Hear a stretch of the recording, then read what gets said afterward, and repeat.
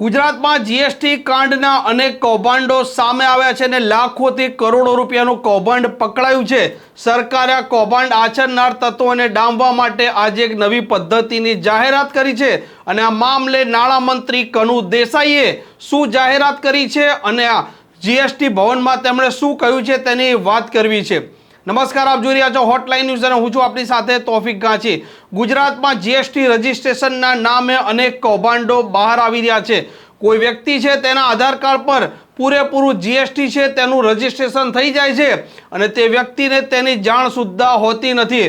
આ મામલે લાખોથી કરોડો રૂપિયાના કૌભાંડો થયા છે અને તેને ડામવા માટે રાજ્ય સરકાર ફરીથી એક વખત નવી ટેકનિકનો તેમણે ઉપયોગ કર્યો છે। નાણામંત્રી કનુ દેસાઈએ જીએસટી ભવનમાં એક નવી પ્રક્રિયાની જાહેરાત કરી છે। હવેથી જે કોઈ જીએસટી રજિસ્ટ્રેશન કરાવશે તેનું ફરજિયાત બાયોમેટ્રિક થશે ને તે માટે તેમણે જીએસટી ઓફિસે આવવું પડશે। આ કૌભાંડો જે ચાલી રહ્યા હતા તેને તોડવા માટે આજે નાણામંત્રી જે ફાઇનાન્સ મિનિસ્ટર છે તેમણે શું જાહેરાત કરી છે અને શું કહ્યું છે તે આપ સાંભળો। જીએસટી સિસ્ટમ રજિસ્ટ્રેશનને વધુ જે કરદાતાઓ છે, વેપારીઓ છે, એમને અનુકૂળ આવે એ રીતે બનાવવા માટે ગુજરાતમાં સૌ પ્રથમવાર આખા ભારતમાં એક જીએસટી સેવા કેન્દ્રનો આરંભ થયો અને એ જે જીએસટી સેવા કેન્દ્રો 23 નવેમ્બર 23માં ગુજરાતના 12 સેન્ટરમાં શરૂ કરવામાં આવ્યો છે। આ જે 12 સેન્ટરો છે એ ગુજરાતના મોટા બિઝનેસ સેન્ટરો હતા। એમાં રાજકોટ, અમદાવાદ, જૂનાગઢ આ બધા સેન્ટરો આવી જતા હતા અને એનો બેઝ કરીને જે પાયલોટ પ્રોજેક્ટ થયો એના લીધે સમગ્ર દેશમાં આની એક સ્વીકૃતિ થઈ।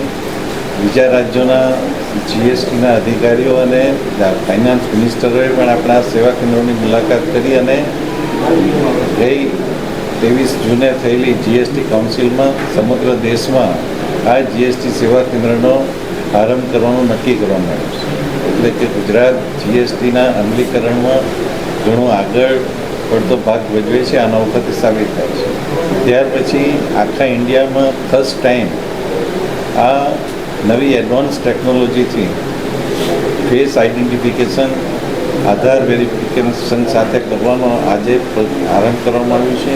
એના લીધે માણસના ફેસથી આઇડેન્ટિફિકેશન થશે અને જીએસટી રજિસ્ટ્રેશનની પ્રક્રિયા એકદમ સરળ અને ઝડપી બનશે અને દરેક કરદાતાને આનો ફાયદો થશે। આ એક એવી પ્રોસેસ છે કે ફર્સ્ટ ટાઈમ ગુજરાતમાં શરૂ કરવામાં આવી છે અને ગુજરાતના અનુભવ પછી એને સમગ્ર દેશમાં લાગુ કરવામાં આવશે। આ બધા નવા સુધારાઓ છે એનો આધાર એક જ છે કે હવે પછી આપણે કેવી રીતે ઇઝ ઓફ ડુઈંગ બિઝનેસ કે વેપારીને સરળીકરણ કરી શકીએ અને એના લીધે ખોટા રજિસ્ટ્રેશન થતા હોય, ખોટા બિલિંગ થતા હોય એના ઉપર અવશ્ય રીતે કાબૂ મેળવી શકાય એ હેતુસર આ પ્રોજેક્ટ ગુજરાતને આપવામાં આવ્યો છે। આપણે દેશના યશસ્વી નાણામંત્રી નિર્મલાજી સીતારામનનો પણ આ તબક્કે આભાર માનીએ કે એમણે નવેમ્બર 23માં વાપી ખાતેથી આ સેવા કેન્દ્રનો આરંભ કર્યો હતો અને ફરીથી આ આધાર બેઝ ફેસ ઓથેન્ટિકેશનનો પ્રોજેક્ટ પણ આપણને ગુજરાતમાં પહેલીવાર આપ્યો છે। જે પ્રકારે નાણામંત્રીએ કહ્યું તે મુજબ કે હવે જે રજિસ્ટ્રેશન કરનારા હશે તે લોકોએ અહીંયા રૂબરૂ આવવું પડશે અને ત્યારબાદ તેમનું બાયોમેટ્રિક થશે। મતલબ કે આધાર કાર્ડ જ્યારે આપશે ત્યારે તેમનો ફોટો પણ પાડવામાં આવશે જેથી કરીને આ કોઈના આધાર કાર્ડ પર જીએસટીનું જે રજિસ્ટ્રેશન થઈ જતું હતું અને ત્યારબાદ જે કૌભાંડો આચરવામાં આવતા હતા તે ઘણા બધા અંશે બંધ થશે। સાથે સાથે પ્રાયોરિટી રૂપે ગુજરાત એ પહેલું રાજ્ય છે કે જે આ પદ્ધતિ લાગુ કરવા જઈ રહી છે તેવું પણ તેમણે કહ્યું છે। આ પ્રકારના સમાચાર જો આપને પસંદ આવતા હોય તો હોટલાઇન ચેનલને સબસ્ક્રાઇબ કરવાનું ભૂલતા નહીં। નમસ્કાર।